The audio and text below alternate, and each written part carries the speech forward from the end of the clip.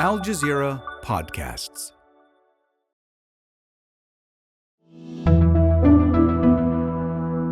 Today, we ask a big question. How is freedom won? Black and white, we are going to be free, all of us together. How American students helped dismantle apartheid a generation ago, and how today's students are rising to confront what many human rights groups call another apartheid regime. I'm Natasha Del Toro, and this is The Take.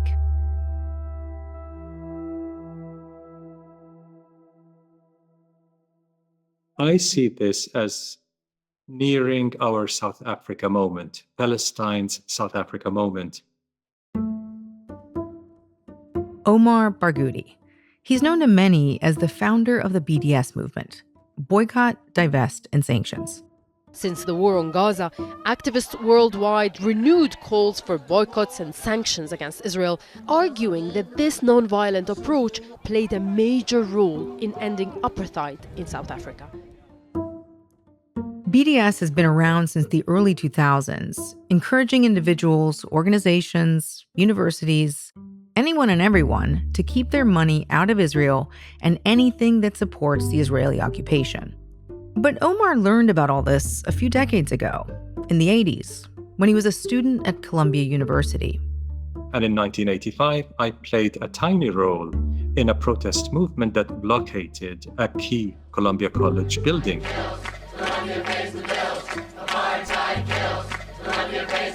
Columbia University students say they will defy a court order to end their protest against the student blockade at Columbia University went into its 10th day. Months after that blockade, Columbia became the first major university in the US to announce divestment from companies involved in South African apartheid. So Columbia played one tiny role in a global solidarity movement that eventually helped the South African majority bring down apartheid.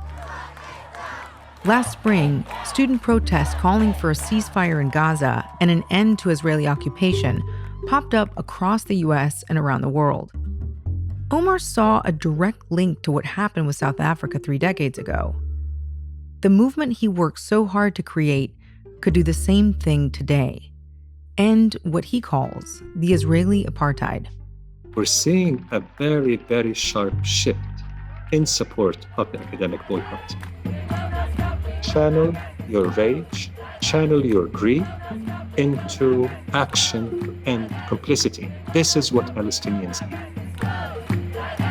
But this summer, the war in Gaza continued. A ceasefire was not reached, and the death toll kept rising.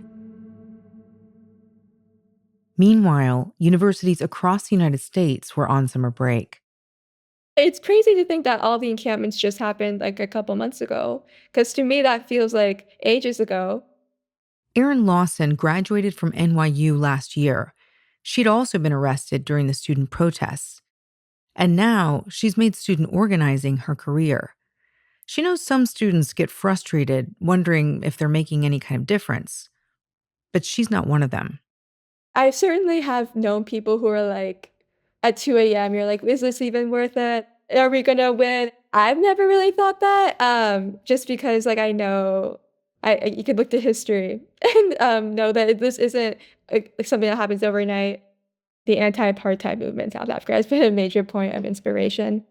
And how like sustained this organizing is that like it didn't take 2 weeks of setting up a tent on the quad and then all of a sudden your university was like, my bad. Didn't mean to do that. It took like a decade. It was years of organizers, years of escalation too. So what happened in the decades leading up to 1992 that finally toppled South African apartheid? Are there lessons that students can take from it today? Amy Walters, The Take's senior producer, who grew up in the 80s, set out to uncover the answers. It's interesting. I was young when a lot of this was happening, but this history, it didn't happen that long ago. So much of it seems to have been forgotten or not remembered well. So here's a refresher. Most people know the name Nelson Mandela, South Africa's famous anti-apartheid activist. He spent decades as a political prisoner before becoming president in 1994, when South Africa became a democracy. But there's another name that's not as well known: Oliver Tambo. Tambo was close friends with Mandela, but he left South Africa to fight its apartheid government. And from 1967 to 1991, he was president in exile of the African National Congress, or ANC. That was Mandela's political party. The South African government, or the apartheid system, has drawn strength from its economic links with the outside world. And he called on the world to help. Here he is on British television in 1985. It has thrived on investment that comes in from outside.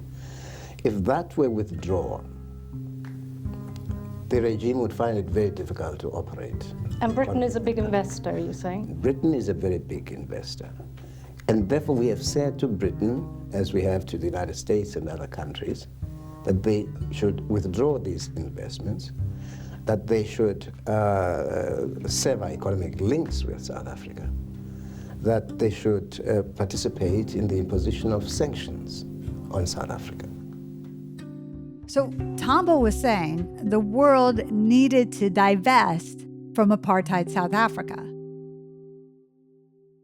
And that's exactly what Pearl Robinson was doing. From Boston, Massachusetts, she was trying to get the world to divest.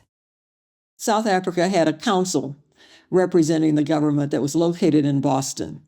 So the first thing we did was demanded that the council be shut down. Pearl lives in Boston, and she's been a professor at Tufts University for many years. It's a classic Northeast liberal arts school, not exactly a hotbed of protests, which maybe tells you how pervasive this movement would get. The anti-apartheid movement was a 30-year movement, and different people did different things at certain time. You had multiple forms of opposition to apartheid going on in the United States. Initially, it started in the Organization of African Unity. In 1963, heads of state as well as representatives from African liberation movements met in Ethiopia to chart the way When it was forward. formed, they said, well, no country, no African country, even if it's independent, can be a member if they practice apartheid. And then they moved into the United Nations. The United Nations had made declarations against apartheid as far back as 1950. But in 1963, the UN held the first meeting of what was called the Special Committee on the Policies of Apartheid. The legendary South African singer, Miriam Makeba, called on the world to bring apartheid to an end.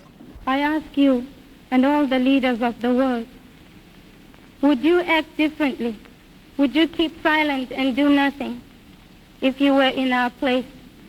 Would you not resist if you were allowed no rights in your own country because the color of your skin is different to that of the rulers? And they got the United Nations to have some anti-apartheid principles. And then the final phase was when you got lots of things that were happening in the streets.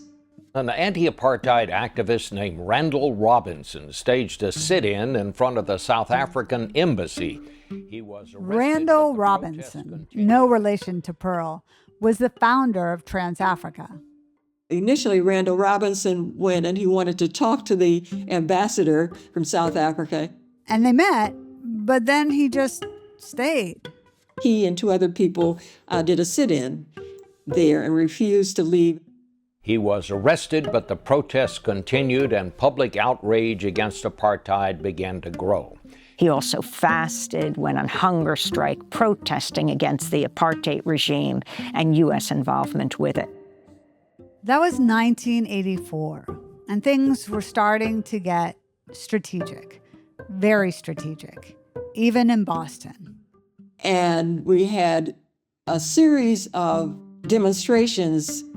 Our demonstration that was planned was to have several people arrested in a sequence of days. Their demand was that the South African honorary consul in Boston shut down. So they organized into groups.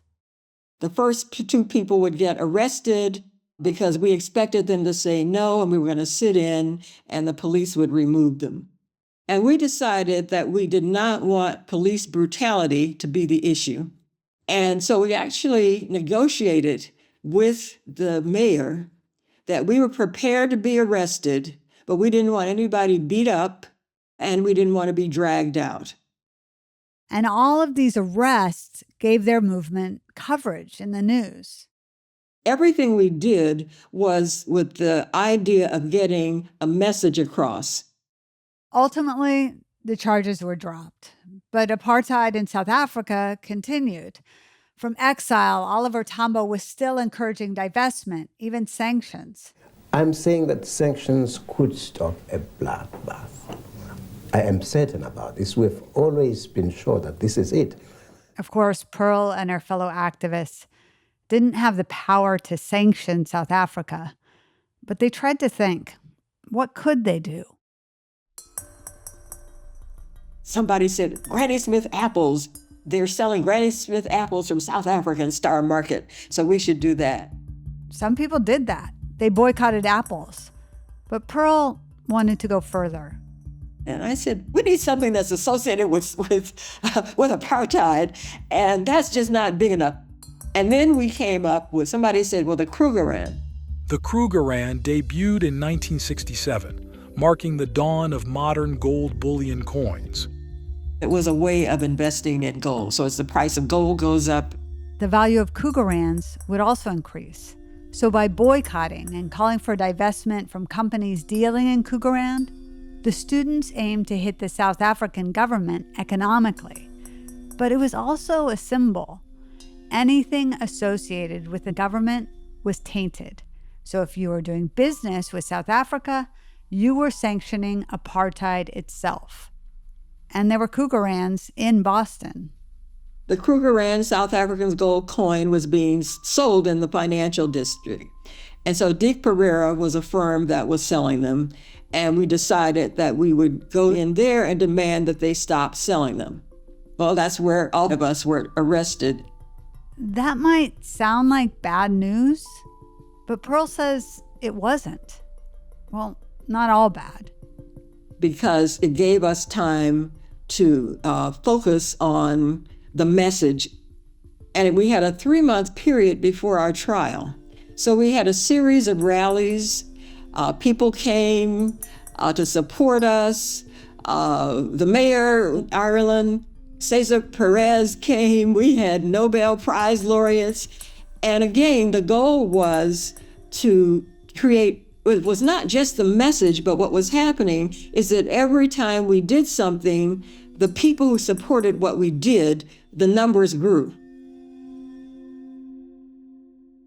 So, who won out?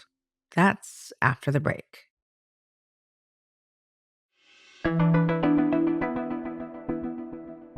While Pearl Robinson was protesting in Boston, the movement built to a place where apartheid South Africa could no longer be sustained. Our senior producer, Amy Walters, made a few more phone calls to find out how. I got in touch with Bill Minter, a white sociologist from the University of Wisconsin. And he was one of the first protesters calling out for an end to apartheid from the United States. South Africa was not in the news. It was not on TV. Basically, people didn't know what it was about, except that, oh, it's bad, but, so what? Bill had already spent a lot of time in Africa. He started studying in Nigeria in 1961, and he knew that in 1962, a black man named Nelson Mandela was sent to prison in South Africa for incitement and leaving the country without a passport. A large part of my life and my career and reputation is connected to work with liberation movements in Southern Africa, particularly Mozambique. But he also knew in the United States, he was the exception, not the rule. By that time, the movement had reached a conclusion that the U.S. government, whether Democrat or Republican, was not going to do sanctions. Basically, the attitude was say bad things about apartheid, but continue all the economic and military ties with the South African apartheid regime. In August of 1965, the U.S. president, Lyndon B. Johnson, signed the Voting Rights Act, prohibiting voting discrimination on the basis of race in the United States. But economic ties with the apartheid government in South Africa continued. So if you can't have sanctions, which is government action, then you have to do something else. And it was that same year, 1965, when Bill joined one of his first protests in New York City. In front of Chase Manhattan Bank. A number of people were arrested, not me. There was a small group arrested, and there were about, 50 to 60 of us who marched around in a circle. It didn't get much attention. It didn't have much impact. But in June of 1976, close to 5 decades ago now, Bill says something happened in one Black South African township, Soweto. And it changed that attitude, even in the United States. Soweto, under fire. Police fired at thousands of protesting students, killing 176 of them and leaving thousands injured. The biggest figure I saw was 353. That's from the numbers on the corpses themselves? The numbers on the corpses themselves. After Soweto, it was clear that all kinds of groups were mobilizing. And in 1977, Oliver Tambo signed the first solidarity agreement between the ANC and the Italian town Reggio Emilia. And from there, the international push for an end to apartheid took off. Then something else happened. At just 30 years of age, the leader of the Black People's Convention died on the 12th of September in 1977 after being brutally battered by apartheid security police forces. The leader was anti-apartheid protester Stephen Biko. Biko died of head wounds and brain damage. The brutality of what was happening in South Africa was hard to avoid. Even corporate America was feeling the pressure. One night, after I was on the board of General Motors, I was thinking about South Africa. And I was saying, what can be done about it? Leon Sullivan was a board member for General Motors.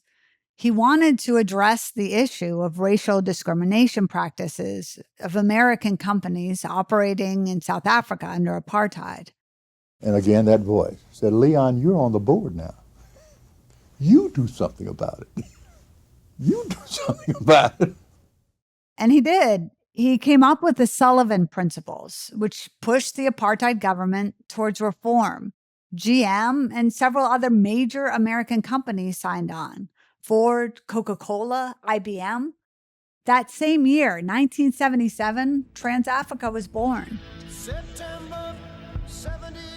By 1980, musicians were also joining the movement.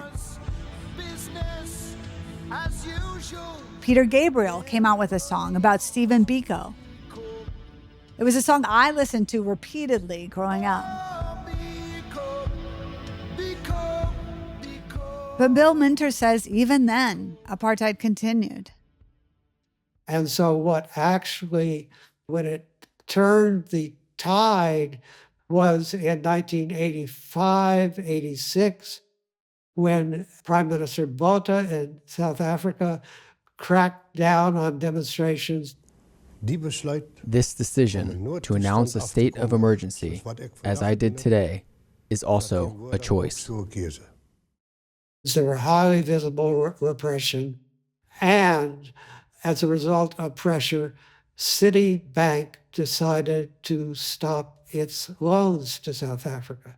It was adding up, and some of the key ties there were, when a university divests, but when the city of New York divests, it has an impact. In 1984, New York City's largest pension fund agreed to take city investments from companies doing business with South Africa's apartheid government. And when that happened, that set off a chain reaction because other companies figured, well, if Citibank is getting out, then, maybe we should too. And it had a political effect around the country. Sanctions, limited sanctions, but significant sanctions, were passed by Congress in 1986. The bill was introduced by Ronald Dellums, a founding member of the Congressional Black Caucus. Then President Ronald Reagan vetoed the bill. But it didn't end there.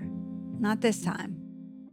The Congress, in a bipartisan manner, overrode the veto by President Reagan.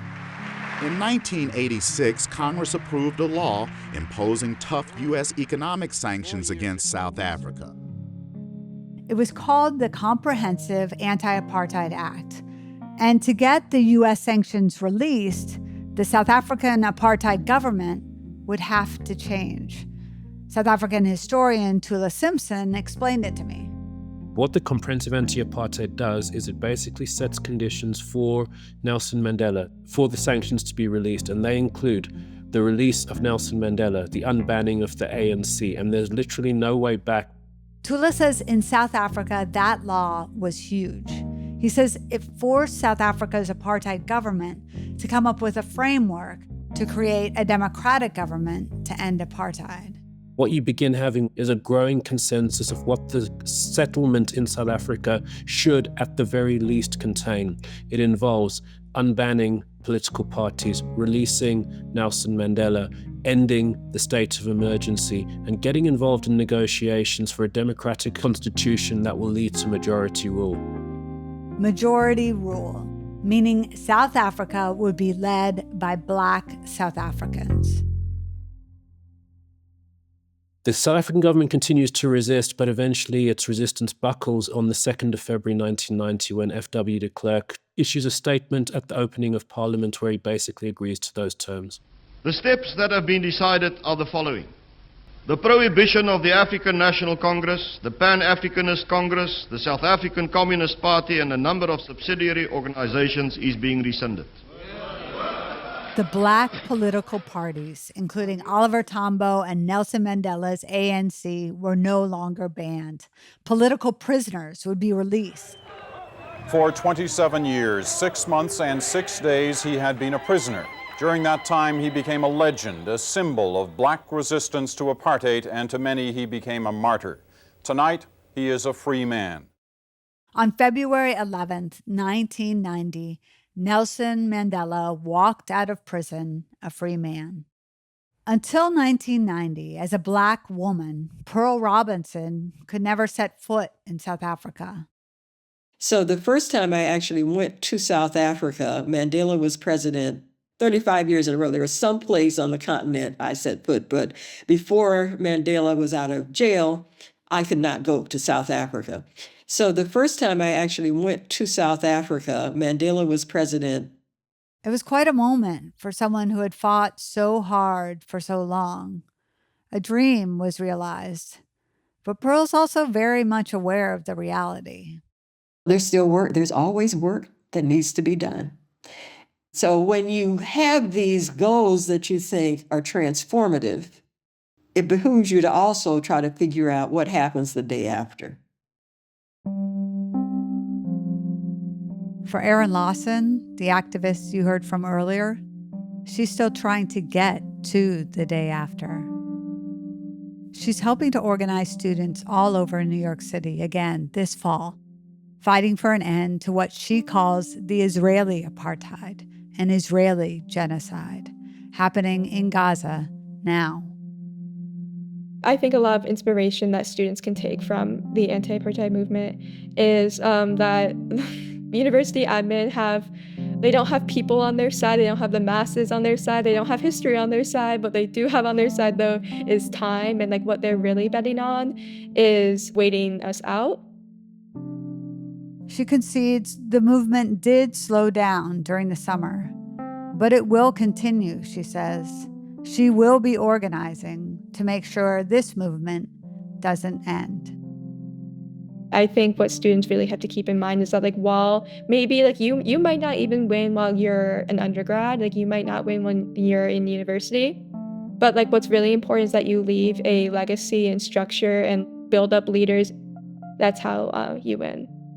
There is a genocide happening right before us, and there's nothing more important. It's our duty and responsibility, I believe, especially as students in the United States of America, to do something now.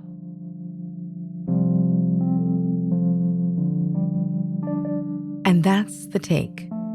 This episode was produced by Amy Walters and Ashish Malhotra, with Shraddha Joshi, Hagir Saleh, Duha Mosaad, and me, Natasha del Toro, in from Malika Bilal.